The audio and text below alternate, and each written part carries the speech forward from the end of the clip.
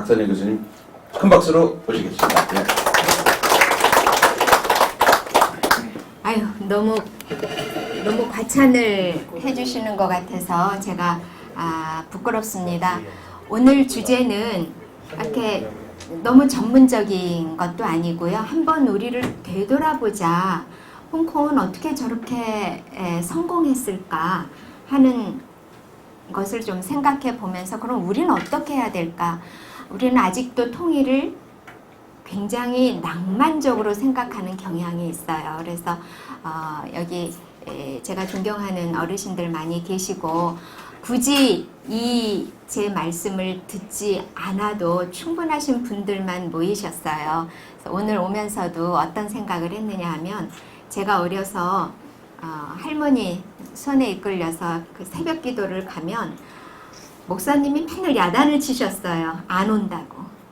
근데 와 있는 우리를 앞에 놓고 그 예배당에 한 5분의 1, 4분의 1 이 정도밖에 안 차 있는 우리를 앞에다 놓으시고 예배당에 안 나온다고 막 야단을 치시던 생각이 났습니다. 그래서 전혀 안 오셔도 되는 분들만 오늘 오셔서 사실은 제가 드리는 말씀이 혹시라도 오늘 와주신 여러 선생님들께 너무 부족하진 않을까 하는 이런 걱정이 앞섭니다. 저는 이번에 저는 시민혁명이라고 생각합니다. 구글에 들어가서 주로 저는 이 자료를 찾고 정보도 얻고 하는데요. 구글에 들어가서는 쳐야 되는 것이 홍콩 프로테스트예요. 홍콩 항의, 홍콩 시위 뭐 이런 정도의 단어를 쳐야 아주 이렇게 나오지. 레볼루션이라고 하는 홍콩 레볼루션이라고 하는 단어는 지금까지 구글에도 안 떠요.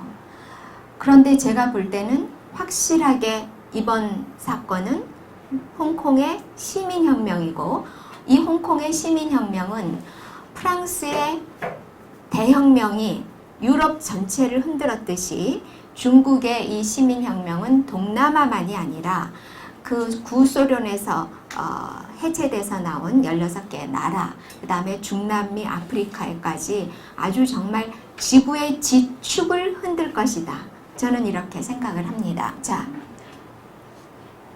제가 아까 말씀드렸던 대로 왜 이게 그냥 시위가 아니고 혁명이냐 하는 것은 이 홍콩 시민 인구가 얼마인지 아시죠? 700만입니다. 700만인데 100만을 찍었을 때 굉장히 놀라웠죠. 온 언론이 다루기 시작한 시점은 100만을 찍었을 때 시작을 합니다. 3월 31일에 시작이 됐지만 그때는 이제 많지 않게 시작이 됐고요. 100만을 찍었을 때 전 세계 언론이 주목을 하기 시작을 했는데 그러자 그 토요일 날 홍콩 당국에서 유보하겠다 그랬어요. 유보하겠다. 그러니까 철회하겠다가 아니라 유보하겠다라고 말을 하니까 그 다음 주에 이렇게 200만 명이 모였습니다. 철회. 그 전에는 철회라는 단어는 나오지 않았는데 이 철회 그냥 반대라는 단어만 나왔어요. 그런데 이 철회라는 단어를 쓰면서 200만 명이 모였습니다. 자, 700만 명 중에 200만 명이면 사실은 어린아이들과 몸을 움직일 수 없는 노인들을 빼놓고는 시민의 절반이 나왔다고 해도 과언이 아닙니다. 거기에 초등학생들도 있고 한 걸 따지면 나올 수 있는 사람은 다 나왔다. 이렇게 보시면 되겠습니다. 자, 그러면 이 법이 무엇을 뜻하는 법이었나? 범죄인 송환법입니다. 범죄인 송환법. 이 범죄인 송환이라고 하는 것은 국제법상 송환 그 협정을 맺은 나라들끼리 송환을 할 수 있는 거예요. 그래서 형사공조라고 하는데 이 홍콩하고 중국은 일국 양제이기도 하지만 사실은 중국은 이게 내 땅이지 홍콩은 독립된 어떤 지역단체라고는 전혀 생각하지 않고 있고 그러나 홍콩은 끊임없이 자기들은 독립된 나라다 라는 생각을 가지고 있었어요. 그래서 이 범죄인 송환법에 반대하기 시작했죠. 그 반대하게 된 이유는 사실은 홍콩이 중국 지배를 받을 때부터 시작해서 꾸준히 있어 왔던 일들입니다. 그래서 최근에 문제가 된 거는 대만에서 여자친구를 살해하고 홍콩으로 넘어온 사람을 중국에서 달라고 하는 거거든요. 그거는 말이 안 되는 거 아니냐. 그래서 한 사람 내주기 시작하면 그러면 우리 다 끌려간다. 홍콩 시민 전체가 끌려가게 된다. 라고 하는 인식을 홍콩 시민들이 하기 시작했고 그 다음에 이제 강경 진압을 시작을 하죠. 100만 가까워지고 100만 찍고 하면서 강경 진압하면서 물대포 맞고 고무총 맞고 그래서 병원에 실려가는 사람들이 70여 명이 나오게 되면서 자 이거 한번 보시겠어요? 이건 전부 엄마들입니다. 이제 젊은 엄마들이죠. 이렇게 연령대 보면 3, 40대, 50대도 없는 것 같아요. 3, 40대 엄마들이 우리 애들한테 쏘지 마 라고 하면서 농성을 부리게 됩니다. 이 농성 부린 것이 전 세계에 타전이 되고요. 그러면서 단순히 이렇게 송환하지 마, 중국으로 보내지 마. 중국으로 보내면 고문당하고 사형당해 라고 하는 거거든요. 거기에서 시작한 것이 엄마들이 나오고 그 다음에 아주 소극적으로 우리 목소리 좀 들어주세요. Do you hear the people's voice? 사람들의 소리 듣고 있는 거야? 또는 들어줘? 이런 것이 나오더니 그 다음에는 조금 더 강해지죠. 우리 죽이는 거 하지 마. 이렇게 이제 강해지면서 한번 정리를 해보겠습니다.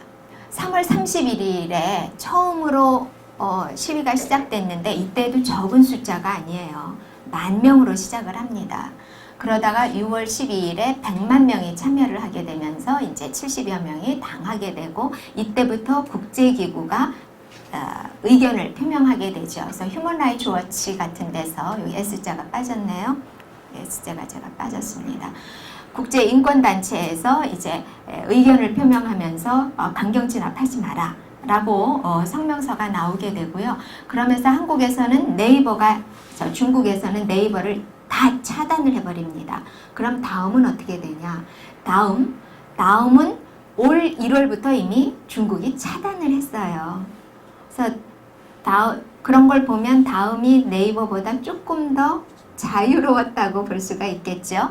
그래서 이날부터 네이버는 전체가 안 됐고요. 물론 이제 다른 나라들의 인터넷도 다 차단을 하게 됩니다.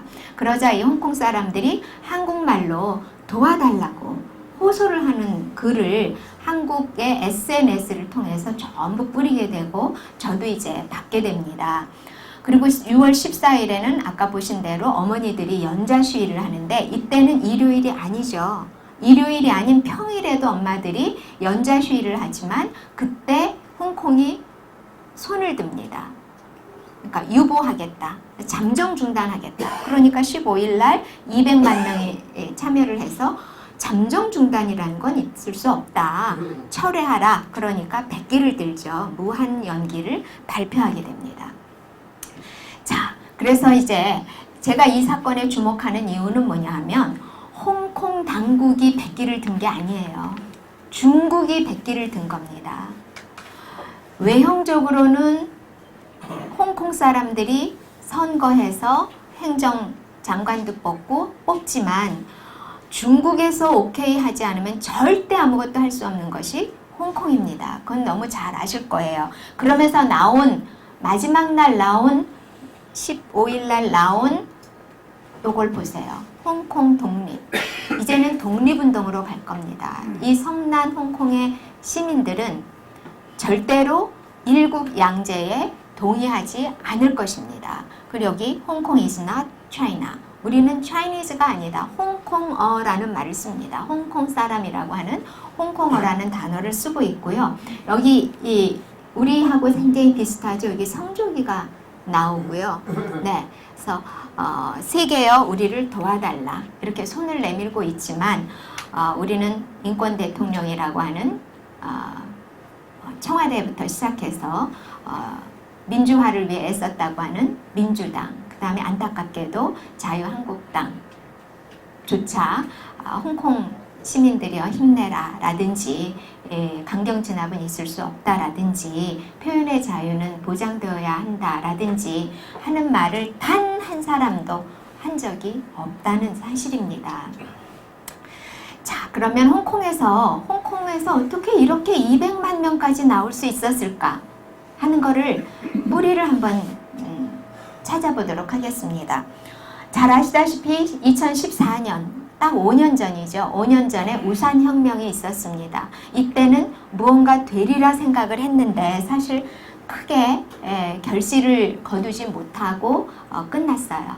그런데 놀랍게도 홍콩은 매년 끊이지 않고 한 해도 끊이지 않고 시위를 해왔어요. 언제부터?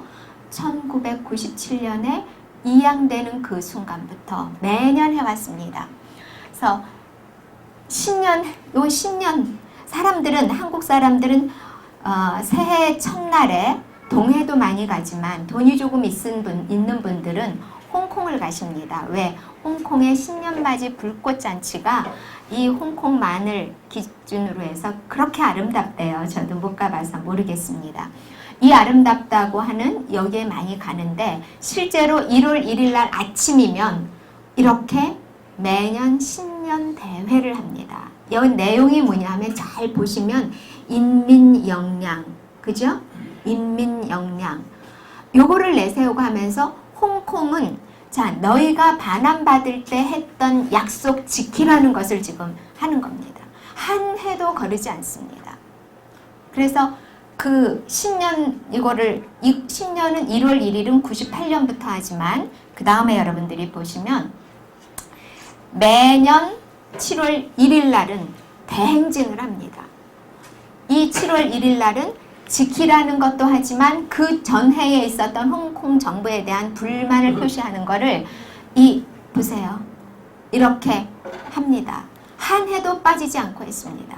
1997년 7월 1일 반환을 받는 그 날부터 그 다음에 신년 대회는 그 1월 1일이니까 그 다음에 1998년 새해부터 새해 첫날을 시위로 시작합니다. 우리 태극기 집회 지금 몇 년 해도 참 피로감이 오지요. 그건 또 매주 하니까 더 피로감도 오고 한국은 홍콩보다 크다 보니까 뭐 대구, 부산, 전주, 광주 이런 데서부터 올라오시는 분들이 굉장히 힘들고 또 다 같이 참여를 안 하니까 더 기운도 빠지고 하는 측면이 있습니다만은 이렇게 매년 시위를 하는 것 중에 또 하나가 1989년도 천안문 사태 시위도 합니다. 이게 올해 있었던 6월 4일에 시위 모습입니다.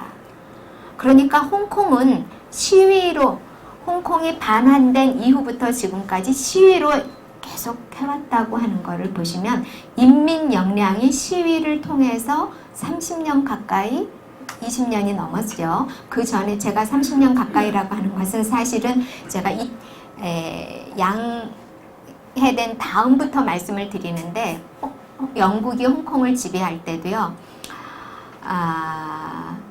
부정부패에 항의하는 시위를 벌여서 영국 총독이 사과하는 일이 있었습니다.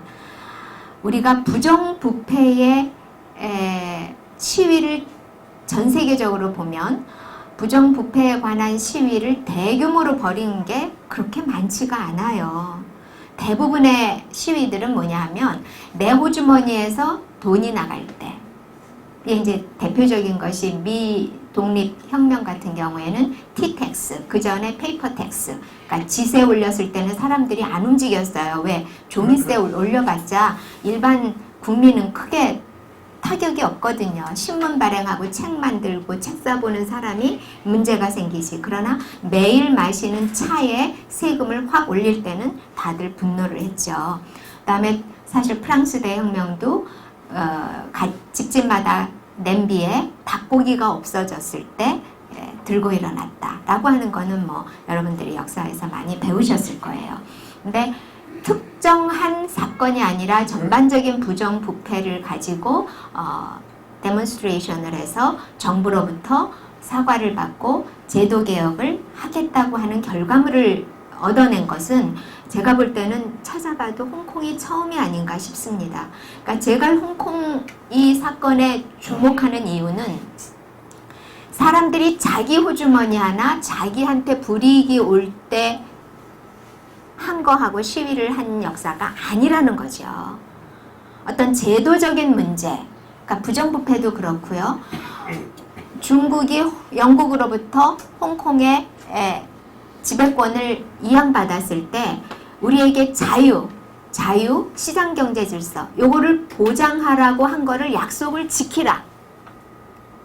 그러니까 분명하게 뭐 꼬투리 잡아서 뭐를 자유를 억압하고 탄압하고 시장경제 질서가 왜곡되고 하는 거를 구체적으로 내놓기는 굉장히 어렵지만 전반적인 분위기가 우리가 이 정권 들어서 초기에 그랬죠. 하는데 뭐 갈수록 이게 심해져서 우리가 늘 비유했던 것 중에 하나가 개구리 삶는 방법 아니었습니까? 찬물에 넣어놓으면 이게 더워지는지도 모르다가 그냥 죽어가는 그런 식으로 하는 것에 대해서 우리는 했지만 이 사람들은 매년 날짜를 정해놓고 아주 집단적으로 해왔다는 거죠. 그래서 천안문 사태 이 기념 시위도 홍콩에서는 매년 열렸지만 한국 언론은 기본적으로 뭐 언론인 출신들 계십니다만은 국제 뉴스에 굉장히 어두워요. 그리고 한국 관련된 거 아니면 잘 안 써요. 그나마도 굉장히 왜곡해서 쓰지요. 지금도 마찬가지입니다. 면수가 늘어났어도 국제 뉴스에 굉장히 무관심하죠. 네, 우리한테는 이 천안문 사태가 잊혀진 시위라고 6.25를 잊혀진 전쟁이라고 하는 거하고 아주 똑같이 잊혀진 시위라고 하면서 폄하하거나 또는 보도조차 안 했습니다. 올해가 30주년이지만 그 보도도 제대로 한 언론사가 그렇게 많지 않아요. 제가 볼 때는 89년을 기점으로 해서 중국인들의 자유민주주의를 향한 염원이 30년 만에 기적을 홍콩에서 이루었다고 생각을 합니다. 전 세계 시위 역사를 보면은요, 시위를 하고 나서 30년이 지나면 거의 예외 없이 뭔가 결실이 이루어져요. 한 세대가 지나고 나면 결실이 이루어지는데 그 예외적인 것이 우리 한국이 아닌가 싶고요. 전 세계적으로는 그렇습니다. 그래서 30년의 기적, 저는 이렇게 생각하면서 이 천안문 사태가 홍콩에서 30년 만에 결실을 이룬 것이고 그것이 결국은 전 세계로 퍼져나갈 것이라고 생각합니다. 홍콩 역사 잠깐만 볼게요. 진시황 때 중국으로 편입이 됩니다. 아시다시피 아편전쟁, 이거는 아까 소개받으신 그 책 시간 전당포의 표지입니다. 그런데 양귀비예요. 양귀비고 연세 드신 분은 아시겠지만 화초양귀비와 마약 양귀비 구별하시죠? 화초양귀비에는 털이 나 있고요. 요런 데 털이 나 있어요. 그 다음에 여기 송이에도 털이 나 있는데 마약 양귀비는 매끈합니다. 여기 탈북 국군 포로들이 탈북 비용을 마련하기 위해서 양귀비를 재배하는 내용이 나와서 이제 책 표지가 그런데 아편 전쟁이 2번 발생을 하고 그리고 나서 영국과 청나라가 이제 구룡반도를 포함해서 홍콩을 전부 이양을 하게 되고요. 그리고 나서 우리는 홍콩을 영국만 지배했다고 생각을 하시는데 사실은 일본군이 1941년에 홍콩을 침략하고 지배를 하게 됩니다. 그러다가 이제 일본이 패전이 되자 홍콩 사람들은 우리 독립하겠다고 소규모 시위를 했지만 그거는 소규모로 끝나버리고요. 중국이 건국한 다음에는 공산주의에서는 살기가 어렵다는 것을 미리 깨달은 지식인들, 그 다음에 지주들, 이런 사람들이 공산당의 박해를 피해서 홍콩으로 도망쳐 옵니다. 그러니까 많은 사람들은요, 홍콩이 저렇게 시위를 할 수 있었던 것은 영국으로부터 받은 자유민주주의와 시장경제 질서의 피 때문이다라고 하지만 저는 그렇게 보지 않습니다. 저는 이 사람들이 사실은 건너와서요, 우리도 사실 6.25 때 월남에 오신 분들이 지금의 탈북자하고 양상이 다른 게 뭘까요? 38선이 딱 갈리자 월남을 해오신 분들은 기독교인, 지주, 학자, 지성인, 지시인들이었어요. 물론 그렇지 않은 분들도 있지만 대부분 그런 분들이어서 잘 생각해 보시면 1980년대 후반까지 대한민국의 국무총리는 70%가 북한에서 오신 분들이었습니다. 물론 뭐 박정희 정권이나 이런 거를 폄하하는 사람들은 남한 사람한테 국무총리직을 주면 2인자가 생긴다 뭐 이러면서 그렇게 얘기하지만 사실 제가 볼 때는 뛰어나신 분들이 정치, 경제, 사회, 문화 모든 면에서 월남해 오신 분들이 대한민국에 초석을 다 줬어요. 사실은. 그랬던 것처럼 홍콩에서도 이 사람들이 정치와 경제와 학자들의 토대가 됐던 거죠. 심지어는 영화도 마찬가지입니다. 혹시 홍콩 노아르라고 하는 소리 들어보셨어요? 그 사람들도 전부 자유롭게 영화를 만들 수 없었던 중국과 대만도 사실은 독재를 했기 때문에 거기에서 표현의 자유를 찾아서 온 감독들이 아주 저예산, 싼 값으로 영화를 만든 것이 홍콩 노아르라고 하는 거거든요. 그래서 그냥 보면 아주 저가에 돈 안 들이고 그래서 뭐 좀 코믹하기도 하고 저예산 영화처럼 보이지만 그것에 끊임없이 흐르는 그 강물 같은 흐름은 자유입니다. 자유예요. 취권 뭐 이런 것들 아마 우리 홍콩 노아르 영화가 없었으면 대한민국의 주말극장 지금은 없어졌는데요. 주말극장 영위하기 참 힘들었을 겁니다. 그래서 그 다음에 1978년에 중국이 경제개혁 개방을 하면서부터 홍콩 사람들은 외국인 투자의 주요 공급원이었어요. 이건 뭐 다들 잘 아시는 내용이라고 생각을 합니다. 그래서 홍콩 사람들은 이렇게 저면에 흐르는 아주 밑바닥에 흐르는 홍콩인만이 가지고 있는 저항의식이 있어요. 이것이 결국은 이 오늘의 홍콩 시민혁명을 이루어냈다고 생각을 하고 이 홍콩 기본법이 만들어진 이후 그러니까 홍콩 헌법이라고 할 수 있는데요. 이 기본법에 따라서 우리를 통치해라 라고 하는 것이 그 다음 숨은 주장들입니다. 자, 그럼 한국에서는 어떠냐? 한국은 지금도 제가 제일 싫어하는 말이 뭐냐 하면요. 고래 싸움에 새우등 터진다예요. 우리를 스스로 새우라고 생각합니다. 그러면 과연 누가 고래인가? 중국이 고래인가? 그리고 우리는 지금도 미중 무역 갈등 속에서 우리는 적당히 양다리를 걸쳐야 해 라고 하는 인식이 일반 국민들 사이에도 있고요. 우리 언론이 그거를 부채질하고 있습니다. 그러면서 중국몽이라고 하는 이 시진핑, 이제 시황제처럼 지금 중국의 모든 헌재를 바꿨습니다만은 중국은 지금 굉장히 급합니다. 당장 G20에 가면 완전히 모든 G20 국가들의 국가 원수, 대통령, 수상들로부터 굉장히 따가운 말을 들어야 할 것이고요. 그리고 트럼프 대통령은 벼르고 있을 것입니다. 지금 트럼프 대통령이 내세우는 게 외형적으로 경제 압박인 것 같이 보이시죠? 저는 그렇게 생각 안 합니다. 트럼프 대통령이 내세우는 건 인권입니다. 그 인권이라고 하는 이유는 뭐냐 하면요. 이 무역 확장법 때문에 지금 미중 무역 갈등이 빚어지고 있는데 이거는 1962년에 만들어졌어요. 냉전이 거의 무르익었다고 아니면 이미 이제 이렇게 냉전이 내려가기 시작하는 시점이라고 볼 수도 있는데요. 이 무역확장법 232조의 내용은 외국산 수입 제품이 미국의 국가 안보에 위협이 될 경우에 긴급하게 수입을 제한할 수 있다. 이렇게 되어 있는데 여기서 말하는 국가 안보가 뭐냐? 이건 경제입니다. 설명을 제가 좀 드릴게요. 자유시장 경제 질서 하에서는 노동권이 보장이 됩니다. 무슨 말이요? 공산주의 국가가 노동권은 최고죠. 그렇게 생각하세요? 그 사람들은 공산국가들은 폴란드를 제외하고는 노동운동을 할 수가 없었어요. 기본적으로 집회, 시위, 결사의 자유가 없습니다. 그래서 임금 올려주세요. 근로조건을 향상시켜주세요. 우리한테 휴식권을 주세요. 라는 얘기 할 수가 없습니다. 자유민주국가에서는요. 너네 이익이 이렇게 났으니까 우리 임금 올려줘. 우리 지금 최저시급 이거는 사실은 노동권은 아니거든요.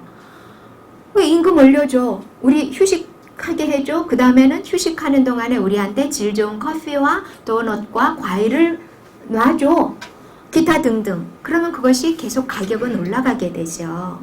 그래서 자유민주 국가에서는 노동자들의 인권을 보장하고 그뿐입니까? 소비자의 권리를 보장해야 되죠. 지금 3주 만에 인천의 시뻘건 수돗물 결과를 발표를 했는데 그거는 결과 발표가 아니라 오리무중 발표죠.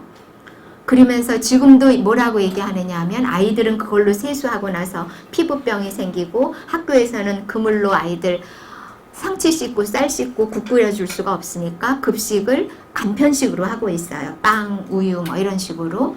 그런데 발표는 직접 먹는 건 뭐하지만 취사하고 빨래하고 설거지 하는데 문제가 없다.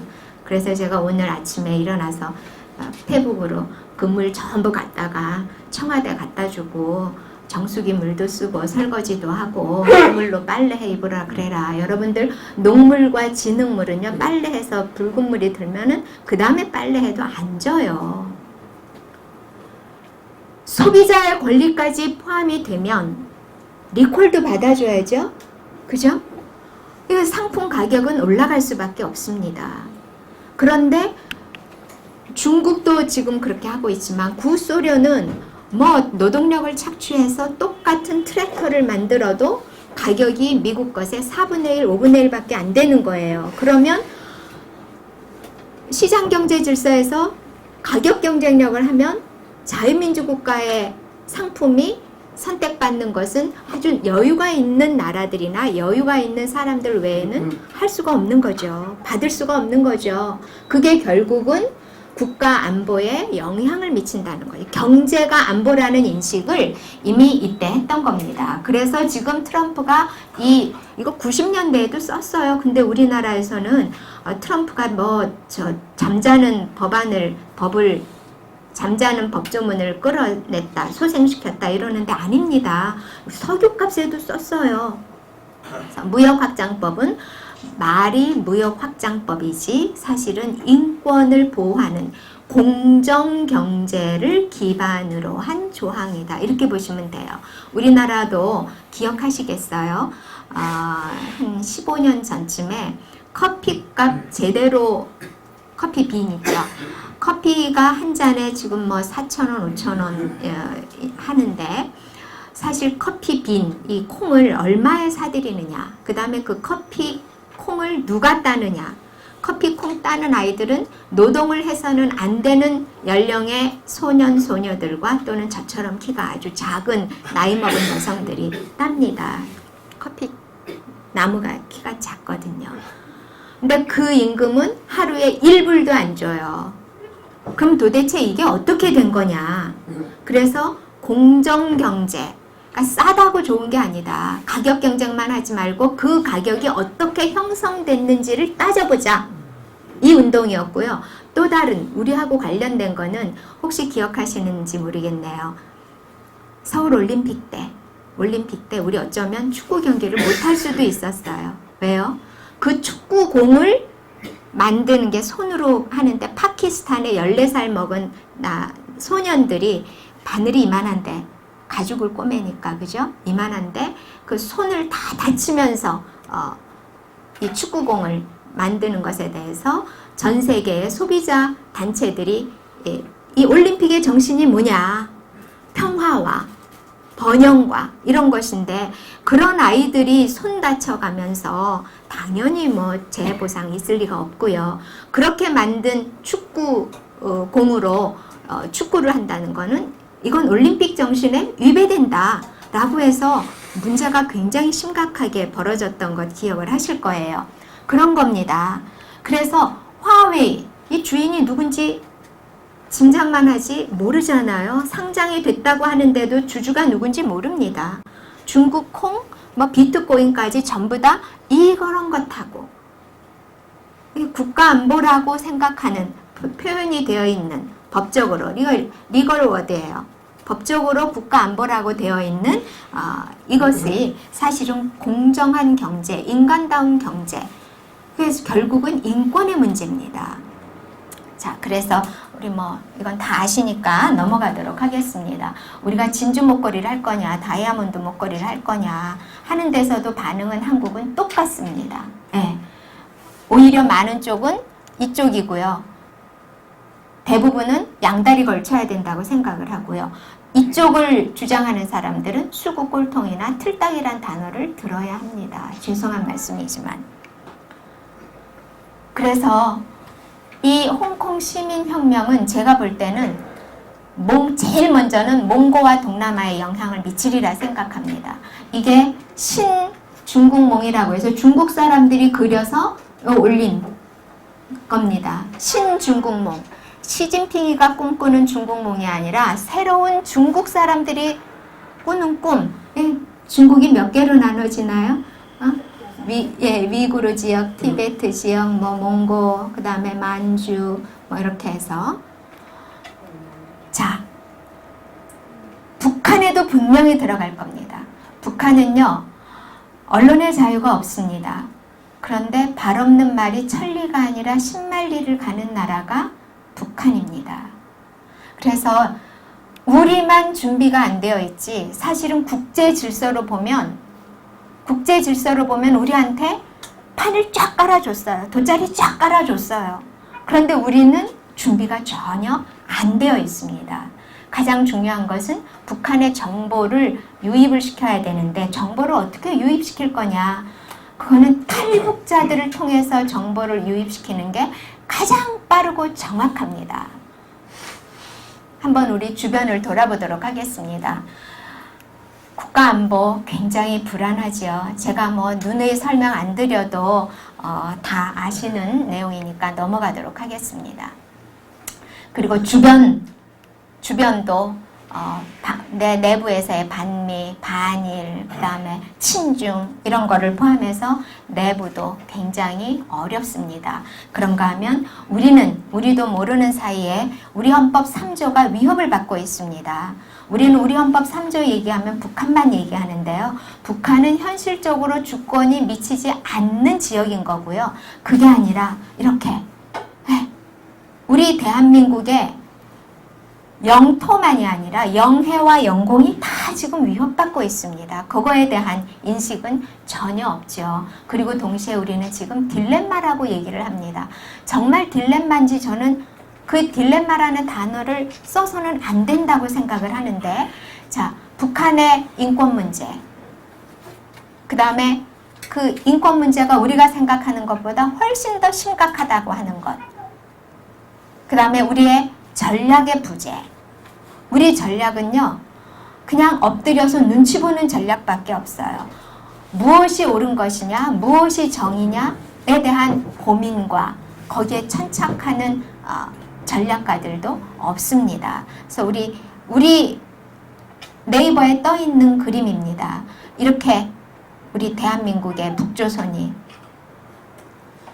우린 이렇게 북한에게 이런 상황이기 때문에 평화를 구걸해야 된다라고 하는 것이 정말 인정하고 싶지 않지만 많은 국민들이 그렇게 생각을 하고 있고, 그렇게 비겁해지도록 이 정권이 우리 국민을 세뇌시켜 왔고 흔들어 왔습니다. 이건 제가 중국 대사관 앞에 가서 14일 날 1인 시위를 했는데, 그때 홍콩 아이들이 와서 이렇게 너무 고맙다고 해주는 그런 사진입니다. 자, 그래서 앞에서도 말씀드렸다시피 도널드 트럼프 대통령은 인권의 수호자 역할을 지금 하고 있는 거다. 무역전쟁이 무역전쟁이 아니다라고 하는 생각을 좀 함께 해주셨으면 좋겠고요. 그래서 중국 공산당 독재에 맞서서 인권을 수호하기 위한 것이다. 그 다음에 홍콩의 범죄인 송환법안은요, 우리 탈북자들을 송환시키지 마라, 북송시키지 마라 하는 거하고 똑같아요. 자, 탈북자들은 중국 입장에서 보면 범법자입니다. illegal immigrant, 불법 월경자입니다. 그러니까 중국 입장에선 자기네는 불법 월경해오는 아이들이기 때문에 바로 그냥 들어온 대로 내보내는 거다. 똑같거든요. 근데 우리는 여기에 대해서 우리 국민들은 별로 분노를 안 해요. 시위를 해도 별로 사람들이 안 모여요. 그리고 심지어 이런 얘기를 하면 아까 말씀드린 대로 수구꼴통 극우 소리를 들어야 합니다. 그런데 홍콩 사람들은 자기 일이 아닌 언젠가는 나일 수도 있지만 대만에서 쫓겨온 아이를 우리는 송환하지 않을 거야. 그 다음에 이 법 만들면 누구나 다 죽어야 돼. 누구나 다 끌려가야 돼. 이런 인식을 공유했다는 점에서 저는 홍콩 사람들의 위대성을 보는 것이고요. 그래서 문제는 국민의 영혼이 통치자를 깨우칠 수 있다는 거죠. 문재인이라고 하는 사람이 인권 변호사가 아니었음에도 인권 변호사라는 타이틀을 달고 저기 가 있는데, 청와대에 가 있는데, 아까 우리 이사님께서 말씀하신 대로 님을 위한 행진곡, 이게 뭐 그 김일성을 찬양하는 것이었긴 하지만 우리는 그거를 가지고 산자여 따르라 라고 우리가 역으로 치고 나갈 수 있는 그런 전략이 사실은 필요하죠. 그 다음에 아까도 말씀드렸다시피 탈북자들의 역할은요, 이거는 상상을 초월합니다. 마음만 먹으면 돈만 있으면 뭐든지 할 수 있는 게 탈북자들의 역할입니다. 탈북자들은 마음만 먹으면 북한하고 통화할 수 있어요. 전화비가 많이 들 뿐이죠. 돈만 있으면 북한에 다 보냅니다. 한 사람이 평균 1년에 2번, 3번 북한에 돈을 보냅니다. 3%는 북한에서 돈이 옵니다. 아세요? 지금 탈북자들은요, 10년 전에 왔던 탈북자들하고 완전히 다릅니다. 고위층 자제들이 오고요. 왜 올까요? 정말 양다리 걸치는 거고 보험 드는 겁니다. 그 아이들한테는 북한에서 돈이 와요. 그게 3%입니다, 여러분. 그리고 전화를 통해서 하는 말들이 어떻게 된다 그랬어요? 발 없는 말이 천리보다 1000배는 빠르게 가는 데가 북한입니다.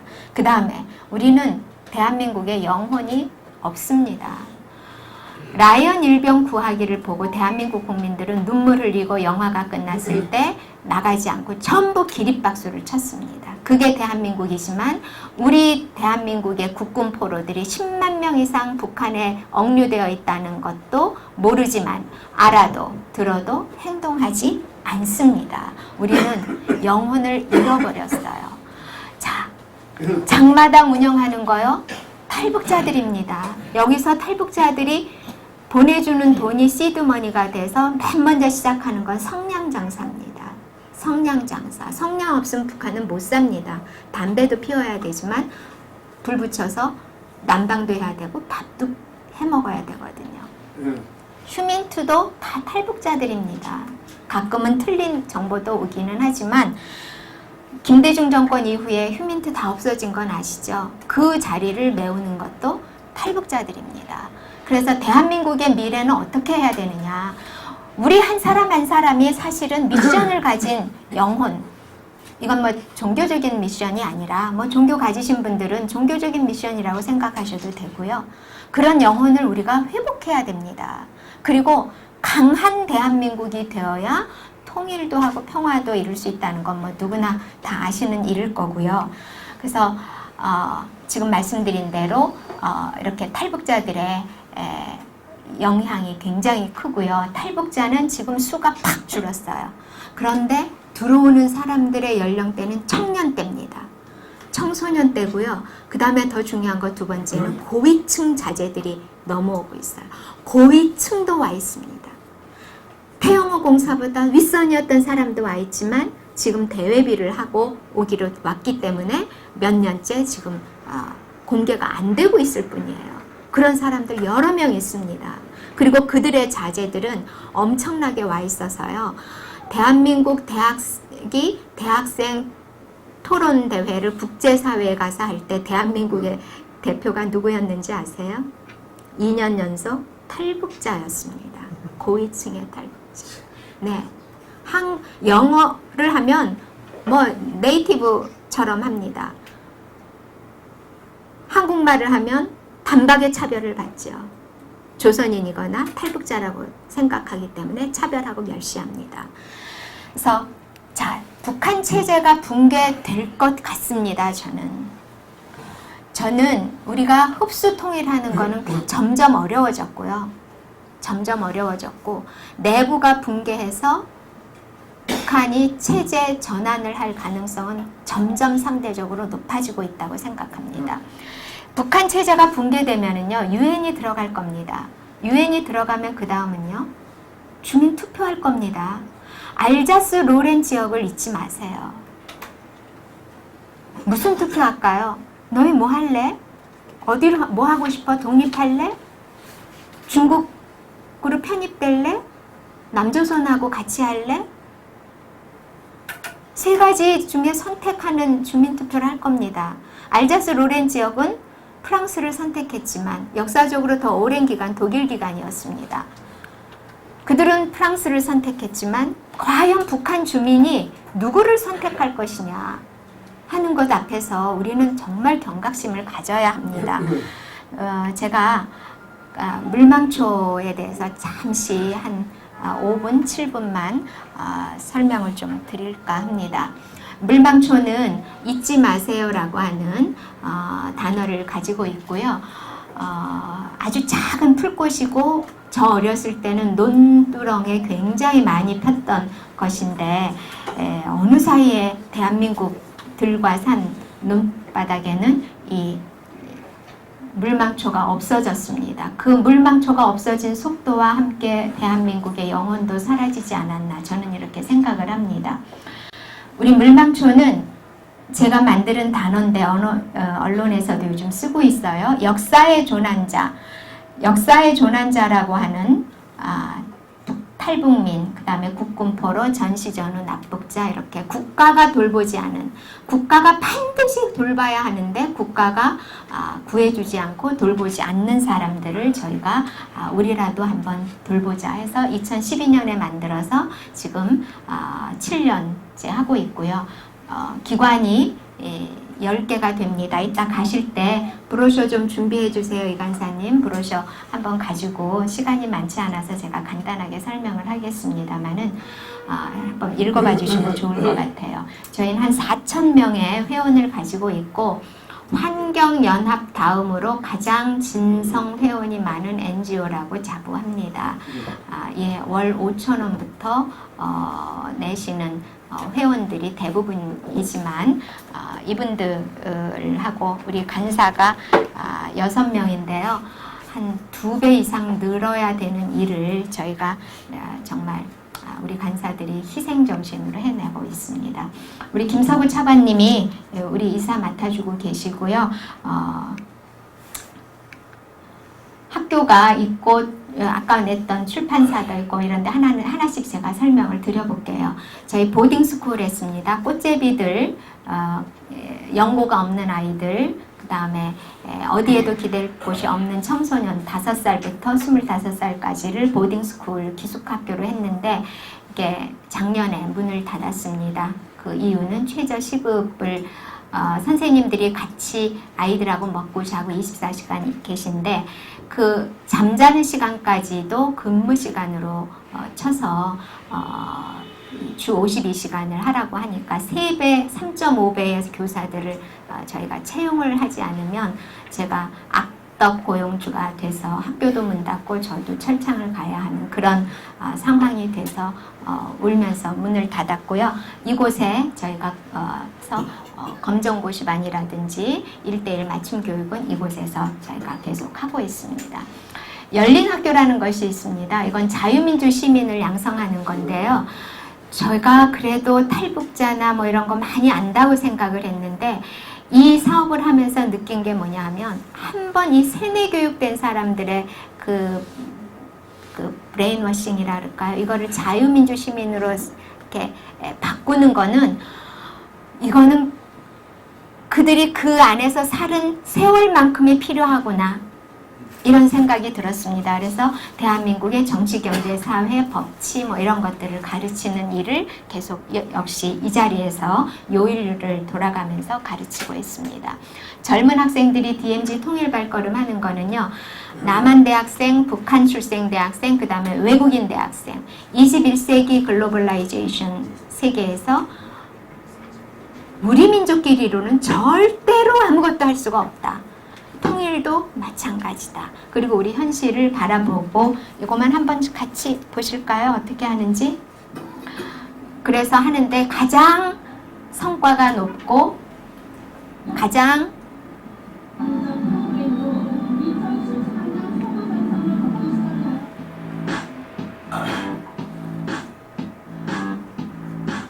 만족도도 높은 그런 프로그램입니다.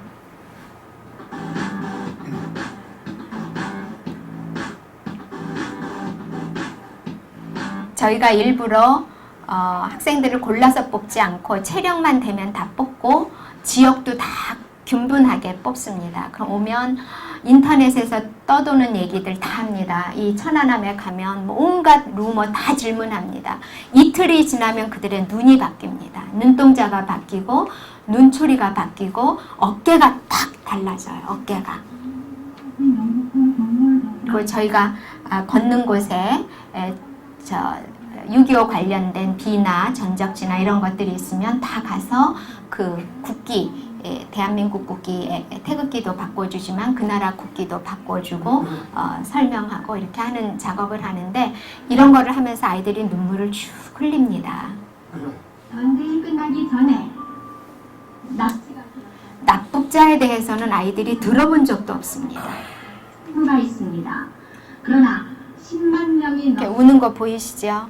아이들이.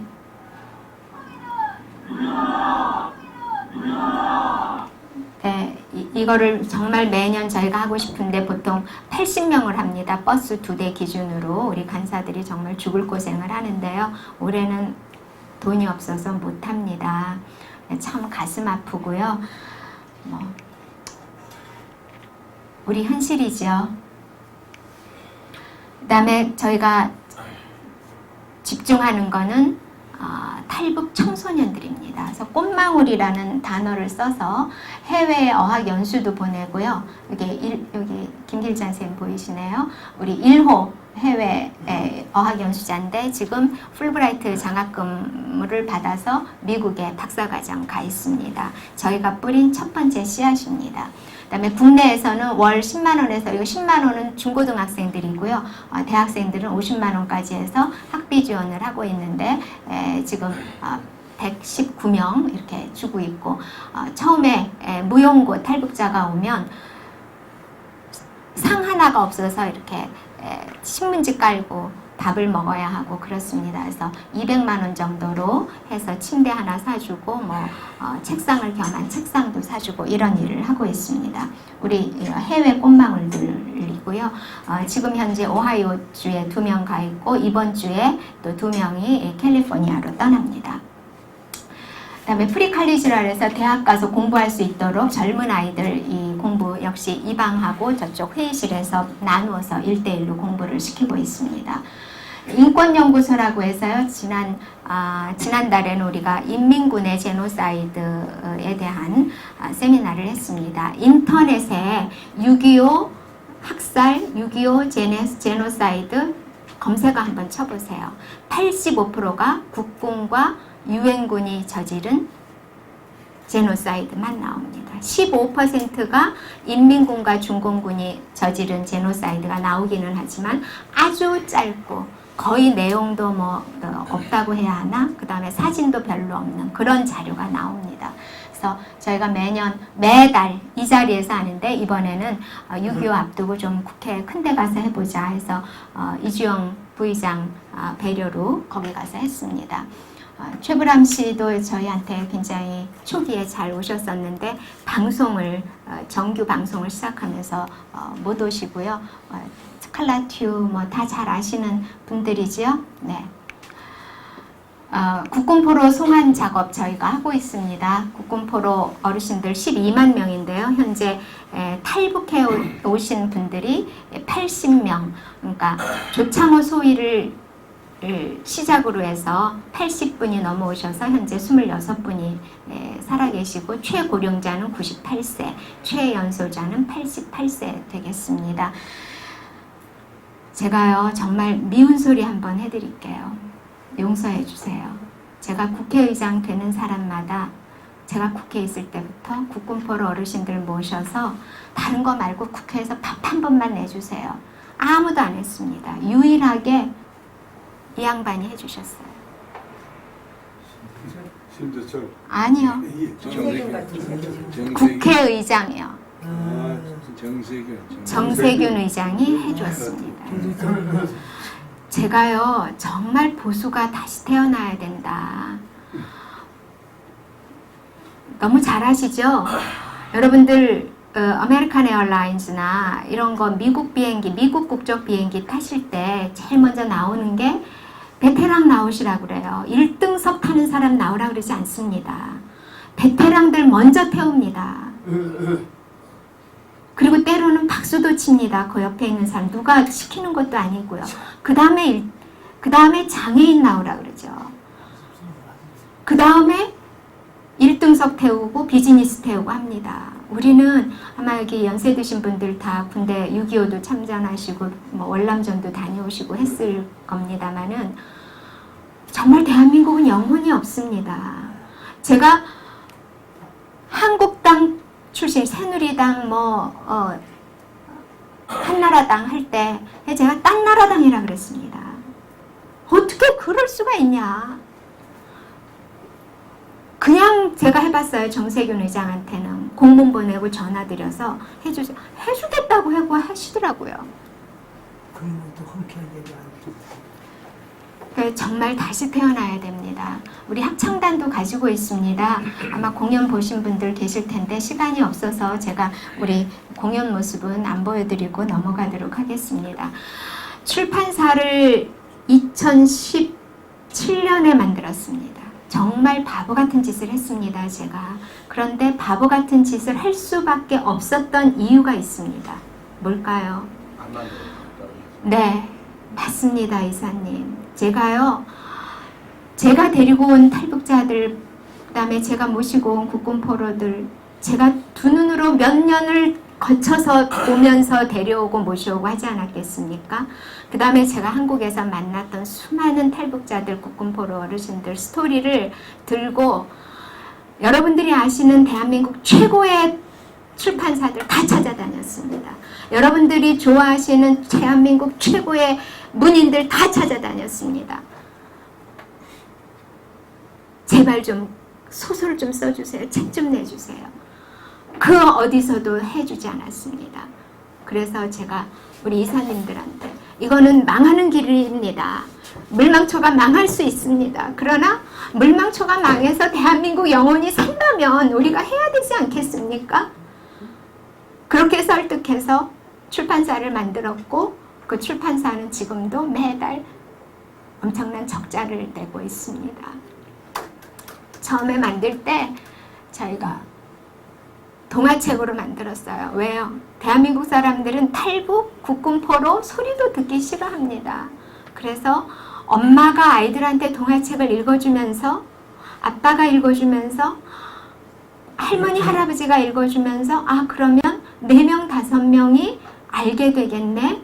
그래서 로키로 가자. 그래서 동화책은 돈이 무지 많이 듭니다. 종이가 다르고요. 사이즈도 다르고 그림값이 엄청 나갑니다. 근데 보시면 대한민국 최고의 작가라고 할 수 있는 분들 대부분 여성분들이에요. 남성분들은 아무리 써달라 그래도 안 써주셔요. 근데 여성분들은 제가 가서 읍소를 하면 써주셨어요. 그래서 이렇게 동화책으로 시작해서 지금 가장 먼저 매진된 건 이겁니다. 깨어나라 대한민국. 이거는 가끔 이렇게 보수분들 모이신데 제가 책 들고 팔러 나가면 이거는 좀 사주셔서 이거는 지금 한 권도 없습니다. 근데 재판을 찍을 생각을 못 하고 있습니다. 그다음에 요것 한 것도 저 뒤에 있는 우리 이세중 간사가 전국을 돌면서 이거를 만들어서 낸 거를 비매품으로 만들어서 냈습니다만 제가 가장 값지게 생각하는 것이고요. 이번에 나온 것이 이제 시간 전당포가 되겠습니다. 이거는 아까 말씀드린 대로 너무 르뽀같이 너무 다큐같이 이렇게 내면 아무도 안 읽으려고 하니까 젊은 아이들의 러브스토리로 슈가 코팅을 조금 했어요. 어차피 픽션으로 해야 하니까. 그래서 아주 재미있게 읽으실 수 있고, 이 저자는 필명입니다. 이 사람은 필명이 한 10개쯤 되는 대한민국 최고의 스토리텔러 작가입니다. 그래서 요 이름은 만화를 그릴 때, 성인 만화를 그릴 때 썼던 이름인데, 요걸로 하는 것이 제일 좋겠다. 그러니까 본인이 과거에 썼던 소설들은 원래가 이 사람 보수 아닙니다. 제가 이분도 굉장히 설득을 해서 써달라고 하셨고, 흔쾌히 얘기를 하셨고요. 답을 하셨고, 요거는요, 이 책은 나는 아직도 노무현이 그립다라고 하는 글을 쓴 작가를 제가 설득했어요. 그 이유는요, 북한 인권은 보수도 진보의 것도 아니다. 이건 인간의 것이고, 모든 작가들은 인권에 주목해야 된다. 그리고 작가들은 기본적으로 금기에 도전하는 거다. 그러면 이 시대 대한민국에서 최고의 금기는 뭐냐? 북한을 건드리는 거다. 과거에 아버지를 아버지라 부르지 못하는 것이 최고의 금기였다면 21세기 대한민국에서 최고의 금기는 북한 인권이다. 거기에 어린이다. 어린이의 아픔에 무슨 보수가 있고 인권이 있냐 설득했는데요. 2번 만나고 오케이 했어요. 그래서 이 책이 나와서 사실은 놀랍게도 이 책이 저희 1호 세종 우수도서에 포함이 돼서 이 책은 좀 많이 팔았습니다. 현실이 이렇습니다. 제가 어제 조용필 노래를 제 페북에 올렸어요. 그랬더니 답글을 다신 분들이 조용필이 그 누구 앞에 가서 이렇게 90도 절을 했다고 그러면서 좌빨이라고. 좌빨 아니다. 조용필은 좌빨 아니고, 나는 조용필 씨를 70년대부터 안다. 그 사람 좌빨 아니다. 그런데 가수들은 자기 공연 끝나고 나면 정말 이렇게 인사한다. 그리고 이게 몸에 배어있다. 나를 봐도 이렇게 한다. 그럼 나를 뭐 추앙해서 이렇게 하겠냐. 그렇게 봐주면 좋겠다. 근데 그 밑에 어떤 분이 댓글을 달으셨더라고요. 공연이 끝나고 꽃다발을 받았는데 저는 팩트 파인딩은 못했습니다. 조용필만 꽃다발을 못 받았대요. 그거는 조용필이 2번이나 평양 공연을 했지만 대지주의 아들로 분류가 돼 있대요. 그래서 저는 우리 이제 페북 하시는 분들이나 우리 보수 분들이 얘는 이래서 좌빨이고 쟤는 저래서 뭐 어떻고 이런 거 안 했으면 좋겠어요. 그래서 제가 그 밑에 다른 답글이 기름 빼고 뼈 빼고 쓸 수 있는 건 설렁탕밖에 없습니다. 그래서 우리 스스로 우리를 섬으로 만드는 일은 하지 않았으면 좋겠다. 그리고 타인을 자꾸 낙인 찍는 일은 하지 않았으면 좋겠다. 물론 대표적인 사람들은 우리가 타도도 하고 탄핵도 하고 물러가라도 하고 해야 되죠. 그러나 그냥 우리가 조금 우리의 지평을 넓힐 수 있는, 우리의 주장이 다른 사람한테 정말 전염도 되고 감염도 될 수 있도록 우리 스스로가 비타민 같은 역할을 해야지 이 사회에서 먹고 설사하는 그런 역할을 하면은 안 되지 않을까. 그런 말씀을 좀, 굉장히 미운 소리고 싫은 소리고 귀에 거슬리는 소리일 수 있습니다. 그러나 저는 그게 내년 총선, 대통령 이것보다도 이게 보수의 가치라고 저는 생각합니다.